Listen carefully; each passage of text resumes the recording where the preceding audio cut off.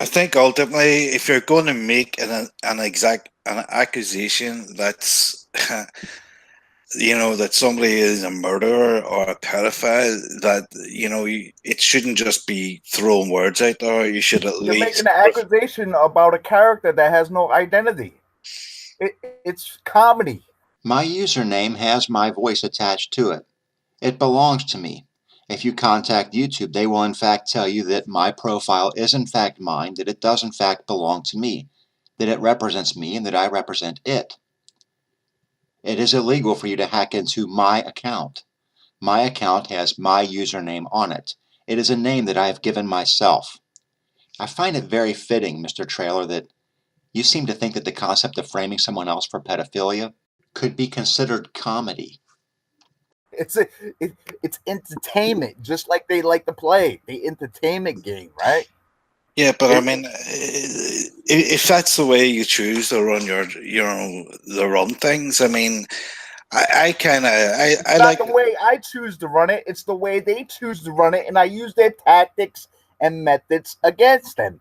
Again, Christopher M. Traylor of Silva Advertising, Providence, Rhode Island. It is not the way I chose to run it. You chose to deliberately attempt to frame myself as a pedophile on your channel using falsified material. I did not make that call. You did. And again, I challenge you to provide any sort of evidence that myself or Montagraph have ever used these tactics in the past. It's simple. I mean, it's pretty simple. It's bottom line. But your tactics involve bringing in other people who are completely innocent or oblivious to what's going on. Absolutely. Innocent people. He's involved his employer, and he's involved Scooby Doom. Scooby Doom, who is, as far as I'm concerned, answered the question that I asked him in my previous video. He does not support this type of activity. You'll bring them into it. You've brought them into it, and I thought we were all researchers here, right? Pardon?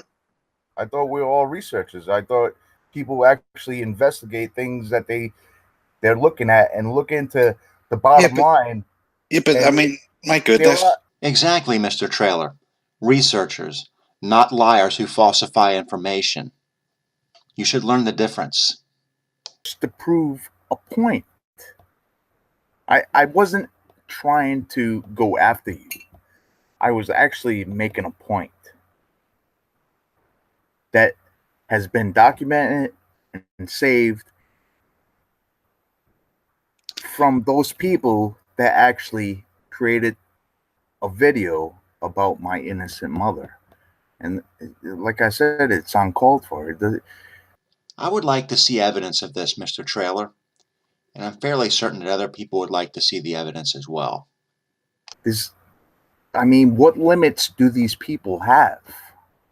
I mean, it just doesn't make sense to me, man. I'm extremely distraught about the whole situation because, like I said, ask how long ago that was? I think it was 2016. Well, no, maybe 2000. Yeah, late 2016, probably November. Another sob story from EyeSpy, aka Christopher M. Traylor of Providence, Rhode Island, Silva Advertising. You just claimed that the incident occurred in November of 2016.